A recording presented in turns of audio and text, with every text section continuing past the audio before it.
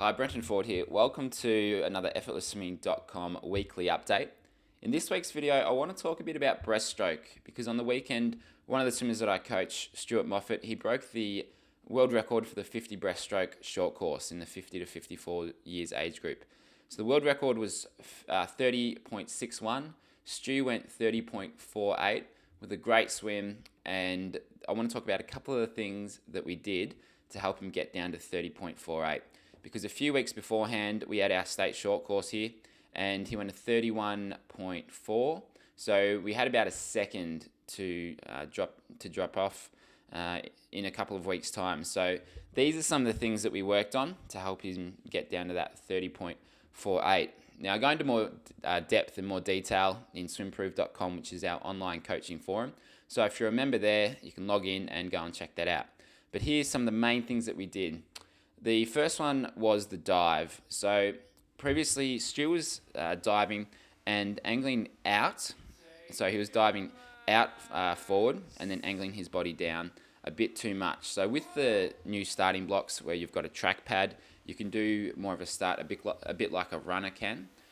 The most efficient way to dive into the water, or the fastest way, is to dive and pretty much go straight into the water rather than diving out and then angling down.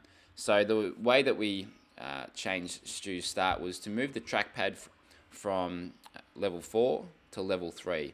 So it meant his legs were a little bit closer together, but this worked for Stu. Now, it might not work for you, depends on your flexibility, your height, what kind of start you've got, all those sorts of things. But with Stu, we moved the track pad from 4 to 3, and that helped him improve his angle into the water. The second thing, we wanted to make sure that his legs were following his body into the water, because a few times his legs weren't following his body all the way in, which just meant that he wasn't quite as streamlined as he entered the water, which slowed him down and he wasn't getting the distance off the start that he was aiming for. Now, with the distance off the start, we're aiming to get as close to 15 meters as we could, and the way we had to do that was to keep a bit more depth after the split pull in order to get that extra length. So he was coming up a little bit shallow after his split pull, so his body was quite close to the surface after the split pull, so he had to keep a little bit of extra depth. And the way we did that was by applying a bit of pressure, sort of pushing down with his chest in order to keep that depth as he did his split pull. So if you push down on your chest just a little bit, then that will help you keep a little bit deeper off that split pull. And that made Stu get out to about 13 meters with his dive, and it meant he was sort of 1 to 1.5 strokes to the 15 meter mark, which was pretty good for him. So that was about the ideal length off the start that we were aiming for. Now with his stroke, we needed to get a little bit more height with his body, and because Stu's a strong guy, he can muscle his way through the water.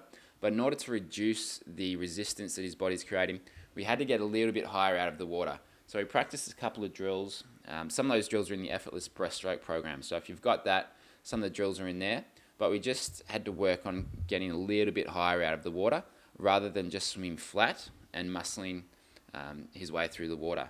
And the other thing was to make sure that when he did come up with his pull, that his head was in line with his upper body. Because if you're looking up and you're moving your head up and it's not in line with the upper half of your body, then that's not going to be as efficient as possible, because with breaststroke you want to keep your head in line with your upper body. So he made sure that that was a focus when he was swimming his breaststroke. The next thing was the turn. So at state short course a couple of weeks beforehand, he mistimed the turn a bit, so he was probably half a stroke out from the wall at his turn. So it just meant he had to take an extra little stroke, or he had to glide to get to the wall. So ideally we want to finish on a full stroke so that we can hit the wall and come straight back out. So one of the ways I like to think of doing the turn is when you get to the 5 meter mark, as best as you can, get a sense of where you are so that you can shorten or lengthen your strokes so that you hit the wall on a full stroke. So use those flags to get a sense of where you are and what you need to do for your stroke. Do you need to shorten them or lengthen them in order to finish on a full stroke into the wall?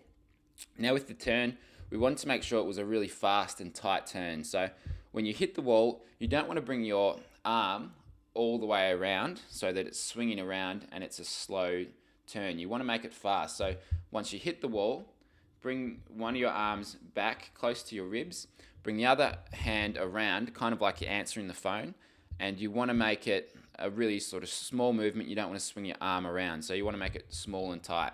And that was one of the focuses. With Stu's turn.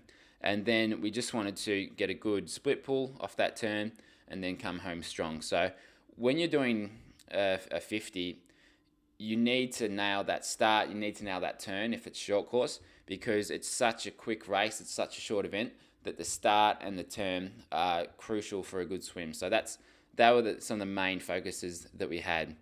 So I have gone into more detail in swimprove.com and talked about some of the extra things that we did. So you can log in there, check that out. But if you're a breaststroker or you do breaststroke in some of your races, hopefully this has helped with some of the things that you can focus on in your training, and you can find some things to work on to bring your time down. You might even be able to bring it down more than a second, because Stu's at the top end of the field. Bringing it down to second is a big jump in time. And we were able to do that by focusing on some of the main parts of his 50 breaststroke. So if you're currently swimming a 45 for your breaststroke, you might be able to bring it down even more by focusing on some of these things. So I hope you have a great week, and I will see you next week.